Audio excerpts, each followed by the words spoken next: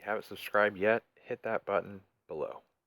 This is Timelapze bringing you a deck guide this time, but before I jump into the deck, I want to show you the monumental milestone that I've hit, both 5,000 wins and 5,000 trophies. I just hit it. The last 4 games will be exciting. We're going to look at a couple of them, but I want to first show you the deck that I've been using and having great success with. The Executioner, even at level 4, has been killing it at the 5K trophy range. I actually didn't get it to level 4 until I think my last ladder match because I played a grand challenge with it at level 3. I ended up going 12-1 in the grand challenge. We're going to see a couple of games from there. I will write a guide and post that on Reddit for a more detailed version of this, or else the video would be an hour long. I would know. I tried recording it and looked at the time, and a half hour went by, so I'm going to be trying to be very concise. We're going to be focusing on the highlights of this deck, namely the Executioner and Tornado. Previously in my decks, I was running Fireball instead of Tornadoes, Elite Barbarians instead of Inferno Tower, and Minions or Mega Minion instead of the Executioner. With the recent balance changes, I wholeheartedly believe that the Tornado arrows much better than Fireball and Zap. However, Fireball and Zap have a much lower skill cap. However, arrows being a 3 elixir card have a much lower risk factor for when you do prediction placements, same as Tornado, both of which I do many, many, many times, sometimes incorrectly, and I price. Bowler, Graveyard, Ice Skulls, Electro Wizard recently got a buff. I think he's a phenomenal card. Executioner, Bowler, and Tornado are my main line defense. All 3 of these damage-dealing troops are all really control-type cards, and the Inferno Tower rounds it out to take care of those heavy tanks that my slightly weaker type troops cannot just devastate and destroy. We're going to look at my battle log, not because it's spectacular or anything. I just want to show you, since I've been using this deck, I played a whole grand challenge with it at level 3. It was still fine. I played a handful of bowlers. I played a handful of golems. I played a handful of executioners.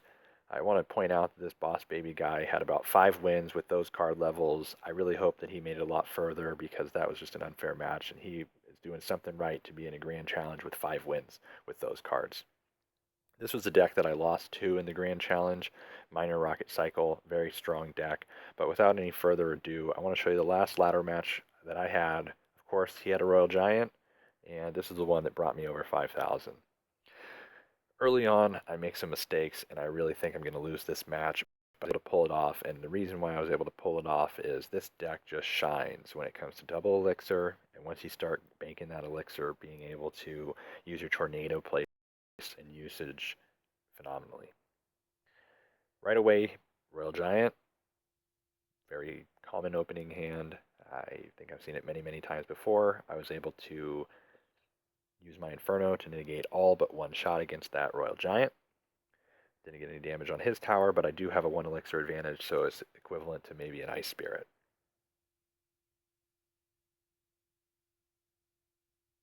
Drop a bowler in the back, trying to bank some elixir. He drops a nice wizard in the back, and at the time I was thinking, well, not very much going on. I'm ready to drop my executioner, see if I can build up a push. I should be a little more cautious because he does, as you'll see, have that rocket in his hand, and he ends up using it for considerable value in just a moment right there. And at this point, I'm feeling like, I think I'm way behind, but if you look at it, I'm only 1 elixir behind, but he does have an Ice Wizard, which gets 1, 2, 3, 4 shots on my tower. Seeing that he had that Mega Minion, I dropped a Graveyard Naked. You might think that was not a very good play, and I would have to agree with you, other than the fact that I knew that he didn't have regular minions, so I wasn't worried about that graveyard.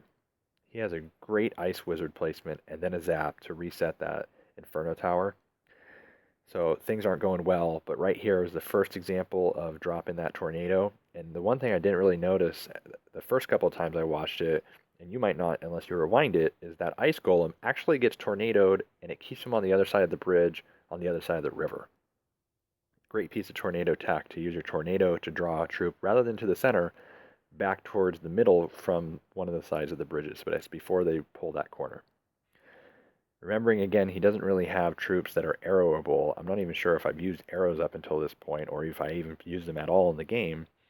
But right here we drop the Electro Wizard, and boom, we reset him onto that Inferno Tower. He knows it's not even worth it to use a Zap. If you're running a Royal Giant and they're running Electro Wizard Inferno, you are really in a hurting.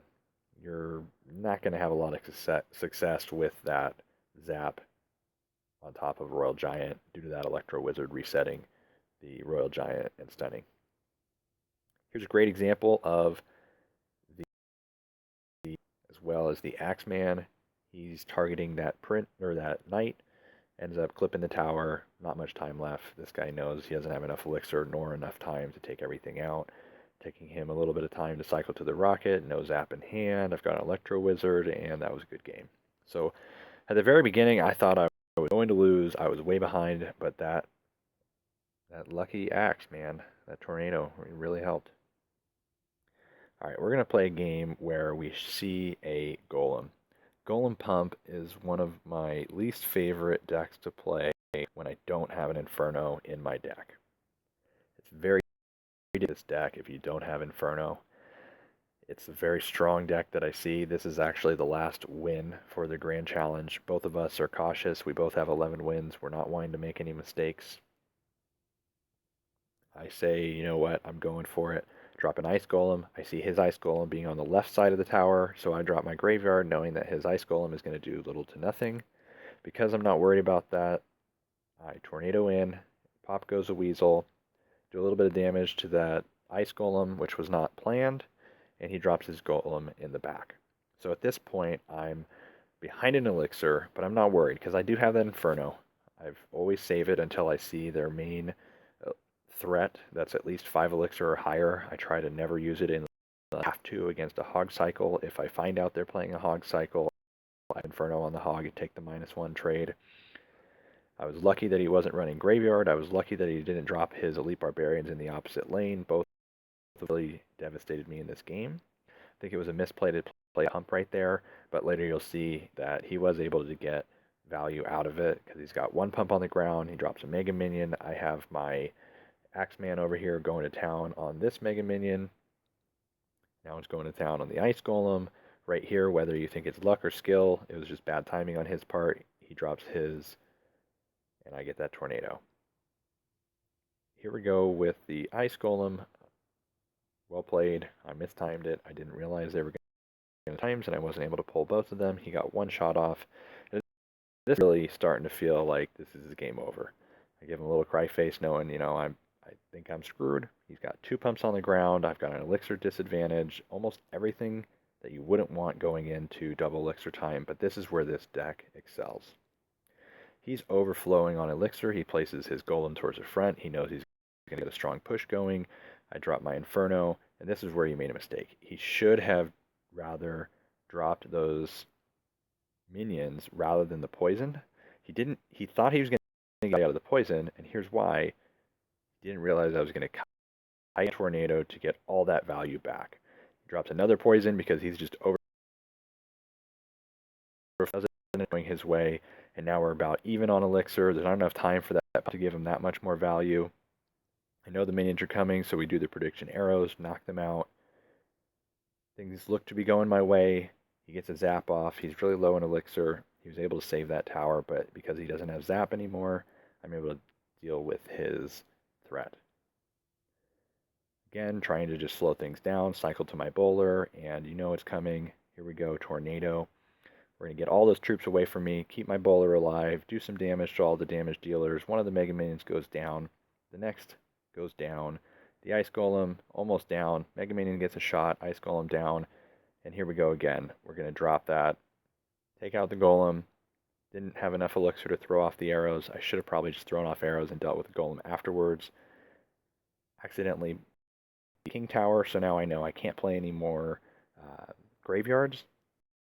But again, I'm not too worried because we have this Executioner. I need to keep all the damage off my tower that I can, so I draw those golems back so they don't start popping on the tower, keeping my elixir, my Executioner's health still pretty strong. And we're going in for one of the last pushes. I need to get rid of this golem because I can't really drop a graveyard, especially when we're having 2 towers shooting at it. So I'm really in a world of hurt, but I feel like we're about to go in for this push. So I dropped my Ice Golem, Tornado. That Tornado was the best play I could have made. One shot, clips the tower. Two shots, clips the tower. And then we arrow to win. Two exciting games where there were plenty of mistakes that were made, plenty of things that could have been done better. I ended up pulling off that victory. If I lost, I would have had another shot at 12 wins, but thankfully I didn't need to use it. Again, this deck, very strong. There will be a write-up on Reddit if you want to learn more about it.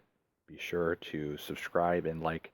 For those of you that asked for a deck not using Graveyard for me to showcase, I was working very intently on an Expo deck that did get me to about 4,900 before I got the new card. Resist. This deck is just way too. The Executioner is so much fun to play with, not as fun to play against, but having the cards that I do, Bowler and Executioner, I'm not really that worried about their Executioners. I think that the Prince and the Mini P.E.K.K.A. will be coming back into the meta to deal with Executioners, but at this point, only time will tell. It's way too young in the game, and I'm having way too much fun with it. Hopefully we don't see any drastic changes with it anytime soon, but I'd understand if we do. I didn't show any games where I played Lava Loon or Zap Bait, but it's absolutely decimating those decks single-handedly. I had one where it was Lava Loon plus minions and Mega Minion and one Executioner and one Tornado dealt with all of it. So very strong card, and that was at level 3, so very impressive card. Anyway, that just about does it for this video. Subscribe below and check it out on Reddit if you want to